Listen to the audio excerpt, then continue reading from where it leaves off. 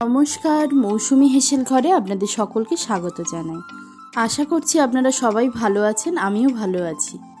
আজকের রেসিপি মাটনের পাতলা ঝোল। আশা করছি আপনাদের সকলেরই ভালো লাগবে।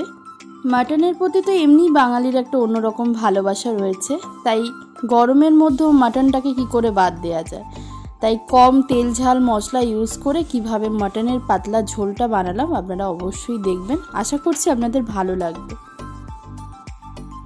মাটনটা আমি ধুয়ে নিয়েছি আর সাথে নিয়েছি রসুন আদা বাটা, গুঁড়ো লঙ্কা, হলুদ, নুন, গোটা গরম মশলা, চিনি সামান্য, তেজপাতা, আলু, পেঁয়াজ আর টমেটো।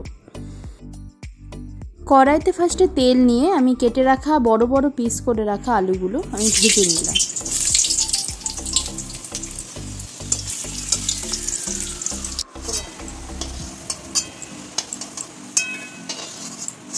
আলু ভেজে তুলে নেওয়ার পর ওই তেলের মধ্যেই ফার্স্টে সামান্য পরিমাণ চিনি, আমি তো এখানে গরম মশলা ইউজই করেছি, গোটা গরম মশলা, সাথে কিছুটা কাবাব চিনিও ইউজ করেছি, আর দিলাম দুটো তেজপাতা।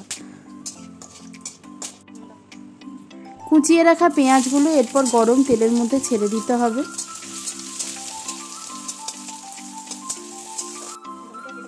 পেঁয়াজগুলো হালকা লাল লাল ভাজা হয়ে গেলে বেটে রাখা রসুন আদা বাটাটা দিয়ে ভালো করে কষিয়ে নিতে হবে।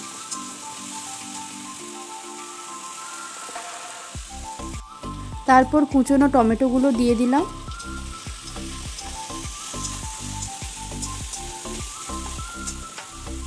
দিয়ে কিছুক্ষণ নেড়ে চেড়ে নুন দিয়ে দিলাম যাতে টমেটোগুলো গলে যায়।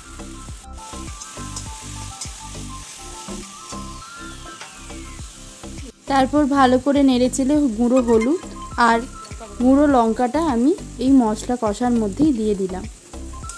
ভালো করে কষিয়ে তেল ছেড়ে যাওয়ার পর আগে থেকে ধুয়ে রাখা মাটনগুলো এই মশলার মধ্যে দিয়ে দিতে হবে।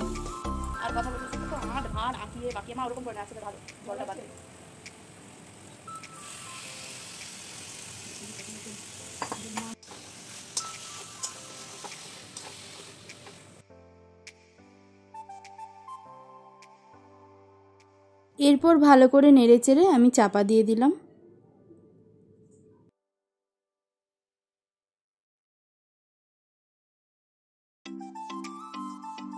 চাপা খোলার পর দেখুন মটন থেকে অটোমেটিক জল ছেড়েছে, আমি কিন্তু এখানে কোনো রকম জল ইউজ করিনি। এরপর প্রেসার কুকারের মধ্যে আমি মাটনটা তুলে দিলাম এবং কিছুটা পরিমাণ গরম জল আমি এর মধ্যে অ্যাড করে দেব, আর সাথে ভেজে রাখা আলুগুলো।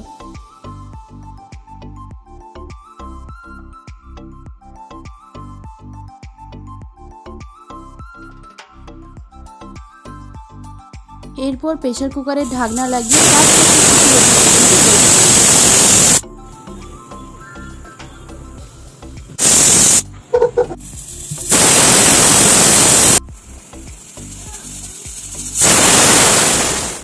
একদম অল্প তেল ঝাল মশলা দিয়ে তৈরি হয়ে গেল মাটনটা। আশা করছি আপনাদের ভালো লেগেছে। আর গরমকালে মাটন থেকে পিছিয়ে থাকতে হবে না আপনাদেরকে। আপনারা অবশ্যই এভাবে একবার মাটনটা ট্রাই করে দেখবেন, খুবই ভালো খেতে হয়। ওপর থেকে আমি কিছুটা গরম মশলা গুঁড়ো ছড়িয়ে দিলাম। এই দুপুরবেলা সাদা ভাত আর এক টুকরো লেবু আর এই পাতলা মাটনের ঝোল দিয়ে সত্যি জমে যায়। ভিডিওটিকে প্রথম থেকে শেষ অবধি দেখার জন্য অসংখ্য ধন্যবাদ। আমার ইউটিউব চ্যানেলটিকে সাবস্ক্রাইব করে আমার পাশে থাকবেন।